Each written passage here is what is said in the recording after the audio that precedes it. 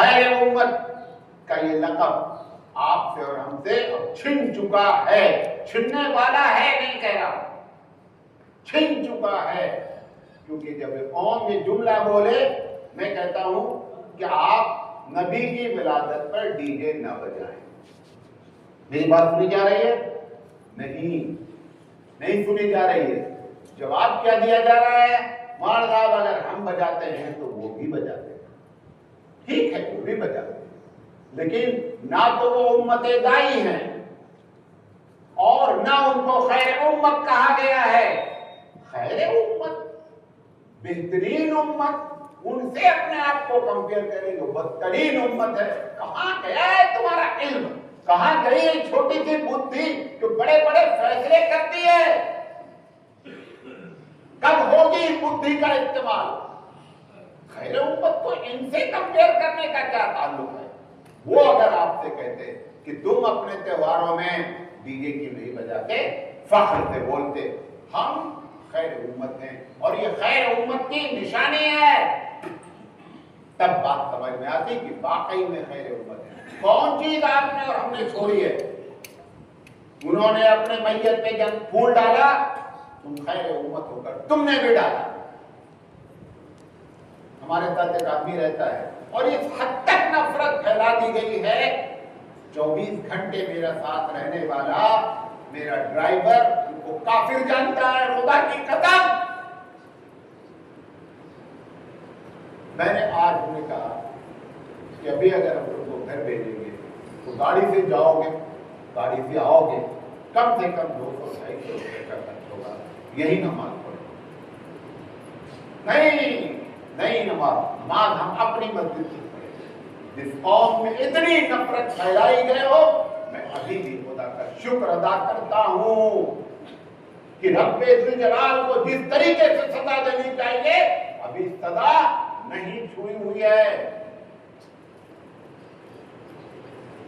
دو لوگ شیعہ حضرات اور ہمارے اتنی تقریریں بے تکی کر رہے ہیں کہ امت میں کبھی بھی اتفاق ہونے کے کوئی چانس نہیں. میرے ساتھ رہنے والا آدمی اگر ہم کو کافر مانتا ہے, ہمارے پیچھے اس کی نماز نہیں ہوتی. میں نے خود کہا تراویح میں کہ بھائی تم نماز نہیں پڑھو گے, میری وجہ سے گنہگار نہ ہو. جاؤ تمہاری نماز جہاں ہوتی ہے وہاں چلے جاؤ, نماز پڑھ لو. فوراً چلا گیا, آج فوراً چلا گیا. یہ حالات ہیں. اور یہ کوئی بات ہے, میں ایسے نہیں کہہ رہا ہوں کہ آپ کو ان باتوں کو دیکھنے کے لیے امریکہ جانا پڑے گا. تم کو یہیں رہنا پڑے گا اور یہ سب سارے حالات ہیں. خیر امت کو اگر کوئی کافر بھی ہے, مشرک بھی ہے, جس وقت حضرت عیسیٰ علیہ السلام کے ماننے والے عیسیٰ کو کہتے تھے کہ اللہ کا بیٹا ہے, اس سے بڑا کوئی شرک ہوتا ہے؟ اللہ نے اس کے باوجود ان کو کافر نہیں کہا. ان کو کہا اہل کتاب ہے, جبکہ قرآن میں لکھا ہے کہ عیسیٰ کو علیہ السلام کو یہ خدا کا بیٹا بولتے ہیں. اس سے بڑا شرک کیا ہوتا ہے؟ لیکن رب ذوالجلال جو مالک کل ہے, جس کے مٹھی میں پوری دنیا, وہ کیونکہ یہ اب ایک نبی کو مانتے ہیں, غلط مان رہے ہیں, بہت غلط مان رہے ہیں. اس نے کہا یہ اہل کتاب ہیں. کیا ہیں؟ اور اگر تم امت محمدی کے مرد اگر ان سے شادی کرنا چاہتے ہو تو ان کی لڑکیوں سے تم شادی کرو. وہ قوم پنج وقتہ نمازی, حرمین کے امام کے پیچھے نماز نہیں ہوتی. میں کس کھیت کی بولی ہوں, حرمین کے پیچھے نماز نہیں ہوتی, جس کے پیچھے 25 لاکھ 30 لاکھ حج کے موقع پر رکوع اور سجدہ کرتے ہیں, اس کے پیچھے کا فتویٰ دیا جاتا ہے کہ ان کے پیچھے نماز نہیں ہوتی ہے. اللہ تعالیٰ ان کو کافر نہ بولے. ہمارے پاس کافر کی فیکٹری ہے, جس کو چاہے کافر کا فتویٰ دیتے ہیں. یہ فیکٹری کا پروڈکٹ رکتا نہیں ہے, کرتا پروڈکٹ نکالتا ہے. کہ قوم کے ساتھ جو کچھ بھی ہو رہا ہے کم ہو رہا ہے، کم ہو رہا ہے، حالات خراب سے خراب تر ہونے والے ہیں، سب کو ہوش میں آ جانا ہے۔ میں ابھی how to solve the problem, اس مسئلے کو کیسے حل کیا جائے، کیونکہ میری عادت پرابلم کو ذکر کرنا کے ساتھ ساتھ پرابلم کو حل کرنے کی بھی ہم کوشش قرآن حدیث کی روشنی میں کرتے ہیں۔ دیکھیے وہ کیا رہا ہے، ہم نے مدرسہ کھولا ہے، مدرسے کا مقصد حنفی مسلک کی تبلیغ کرنا ہے، دین کی تبلیغ ہمارا مقصد نہیں ہے۔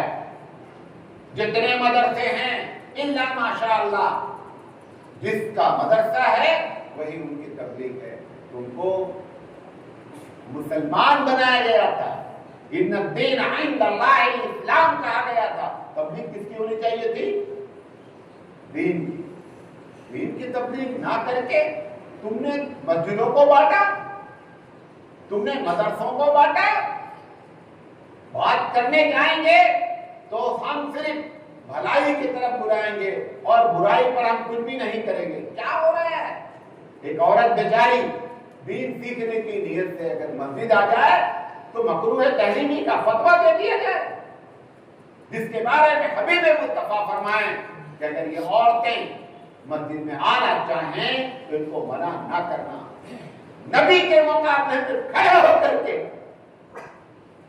فتویٰ دینے والے کی کیا حیثیت ہونی چاہیے اس دنیا میں آپ سے پوچھنا چاہتا ہوں۔ نبی کا مقابلہ کر کے کبھی جیتے گے آپ؟ کبھی نہیں جیت سکتے۔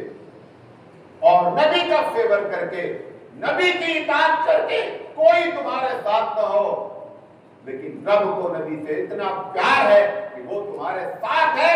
وہ اگر ساتھ ہو جائے گا، ساری دنیا ایک طرف ہو جائے، ہمارا اللہ ہمارے ساتھ ہو، کچھ نہیں ہو سکتا ہے۔ لیکن آپ نے ایسے ایسے مسئلے چھیڑ رکھے ہیں کہ جس کا کوئی، یہ اکیلی مسجد ہوگی شاید پورے بھارت میں، یا میری مسجد کا بورڈ دیکھ کر کوئی بھلے بورڈ لگا دے، میں نے کیا لگا رکھا ہے؟ یہ مسجد ہے، یہ اللہ کا گھر ہے، حی علی الصلاۃ کا میں نے نعرہ مارا ہے، آؤ نماز کی طرف۔ جو بھی اپنے آپ کو مسلمان جانتا ہے وہ مسجد میں آئے۔ آپ نے کیا بورڈ لگایا ہے؟ فلاں فلاں فلاں فلاں مسجد میں داخل نہیں ہو سکتے، تمہارے باپ کی مسجد ہے؟ یہی کہہ دو کہ یہ مسجد اللہ کا گھر نہیں ہے، میرے ابا نے بنوایا، میری مسجد ہے، جس کو ہم چاہیں اندر آنے دیں اور جس کو ہم چاہیں نہ آنے دیں، ٹھیک ہے، ہم قبول کرتے ہیں۔ گھر اللہ کا ہو، حکم تمہارا چلے، کہاں گیا اللہ؟ اللہ کہاں گیا؟ یہ مساجد اپنا رول نہیں ادا کر رہی ہیں، مساجد مدارس اپنا رول نہیں، دعوت کا مقصد لمیٹڈ ہو گیا ہے۔ ہم دعوت دے رہے ہیں ہماری پارٹی کے لوگ بڑھ جائیں، قرآن کہتا ہے کم من فئۃ قلیلۃ غلبت فئۃ کثیرۃ، کتنی چھوٹی چھوٹی ٹکڑیوں کو ہم غلبہ دے دیتے ہیں، بڑی ٹکڑی ہی کام کرے یہ کوئی ضروری نہیں ہوتا ہے۔ 313 نے تختہ پلٹ دیا، اسلحہ نہیں، لیکن 300 چھوٹی ٹکڑی 1000 کو شکست دیتی ہے۔ 10,000 کا مقابلہ 1,000 نے کیا ہے، لاکھ کا مقابلہ 2-4 ہزار نے کیا ہے۔ آپ اپنی پارٹی کے نمبر زیادہ ہو گئے اس کی فکر میں لگے ہوئے۔ ایک آدمی نے رفع الدین شروع کر دیا تو ہم بڑے خوش ہوتے کہ یہ میرے پارٹی میں آ گیا، ایک آدمی نے رفع الدین چھوڑ دیا تو ہم اس پر بہت خوش ہو گئے کہ ہم نے اس کو چھوڑوا دیا۔ دونوں نے سنت کے خلاف کام کیا، دونوں نے سنت کے خلاف کام کیا، اس پر خوشی نہیں ہو، ہاں ٹھیک ہے تمہاری تحقیق ہے، اور جب بھی تحقیق ہو جائے دونوں باتیں بتا عوام کے لیے، مجھے بولنے دیجیے۔ ایک آدمی رفع الدین نہیں کرتا ہے، اور میں سنیے گا، ایک دوسرا آدمی کہہ رہا ہے رفع الدین کرنا چاہیے۔ ٹھیک، آپ پہلے یہ تحقیق کر لیں کہ میں زندگی میں جو کچھ کیا ہوں اب تک غلط کیا ہوں، پھر دوسری تحقیق کے ہونے کے اب جو کرنے جا رہا ہوں یہی صحیح ہے. نورانی قاعدہ پڑھ کر کے نہ ادھر تحقیق نہ ادھر تحقیق. کل عیسائی آ کر کے بات کرے تو تم کل عیسائی ہو جاؤ, پر تم شیعہ آ کر بات کرے تو شیعہ ہو جاؤ. میں نہیں کہہ رہا, میں کسی کے خلاف نہیں, لیکن یہ عوام کے لیے کیا ہے؟ نورانی قاعدہ پڑھنے والے جو ہے مجتہد بن جائیں گے, نورانی کا قاعدہ پڑھنے والے مفتی بن جائیں گے. یہ سب کچھ ہو رہا ہے, یہ سب ہمارا مقصد ہے. ہمارے مدارس کا بھی حالت ہے. مسجدیں کیا ہیں؟ ایمانداری سے بتائیے, میں تعریف نہیں کرے گا. اسی شہر میں سینکڑوں مسجدوں میں تقریریں ہوتی ہیں. کام کی بات کتنی مسجد میں ہوتی ہے؟ کون تم کو پیغام دینا چاہ رہا ہے؟ کوئی جھوٹے جھوٹے واقعات سنا کر کے تمہارے آنسو نکلواتا ہے, تم سے سر ہلواتا ہے. اس واقعے کی کوئی تصدیق نہیں, اس پر خوش ہو گئے کہ ذوالفقار تلوار حضرت علی کو آسمان سے نہ ٹوٹی. جھوٹا واقعہ, جھوٹا. ارے حضرت علی کی شان تیرے قصے بیان کرنے سے نہیں ہوتی ہے, وہ خود شان والا ہے. تیری جھوٹی واقعات سے شان نہیں بڑھے گی. لیکن ہماری زندگی پہ یہ مقصد ہو گیا ہے. میں آپ سے ادبن کہنا چاہتا ہوں, خدا کے واسطے یہ سب چھوڑ دیں. آنے والی مسیحیت اتنے دن سے میجورٹی میں چل رہی ہے, چل رہی. First population of the world کون ہے؟ عیسائی. کیا وجہ ہے؟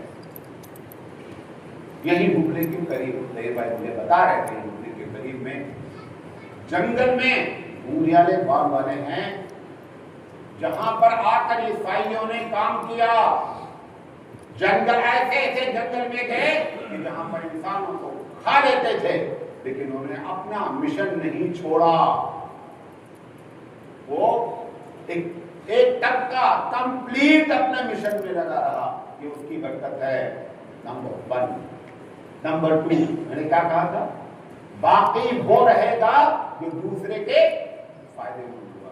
کس نے ہاسپٹل کھولے مشنری کے یہاں؟ تم نے کھولا. تم نے تو قبریں بنوائی ہیں. جاؤ اپنے قبر والے سے علاج کروا لو. جنگلوں میں ایسے ایسے گاؤں میں مشنری ہاسپٹل کھلے ہوئے ہیں. کیا حیرت کریں گے کہ یہاں اتنا بڑا ڈاکٹر والنٹری طور پر کمنگ فرام یورپ, کھاتا کیا ہوگا بیچارہ. لیکن اس کے نزدیک یہ ہے کہ نہیں, ہم کو دوسرے کے لیے فائدہ مند ہونا ہے. میں جانتا ہوں, ایک نہیں سینکڑوں ہاسپٹل کو جانتا ہوں جہاں پر والنٹری طور پر یورپ سے آسٹریلیا سے آتے ہیں اور فری میں علاج کرتے رہتے ہیں. تمہارا بس چلے تو تم کمیشن کھا لو.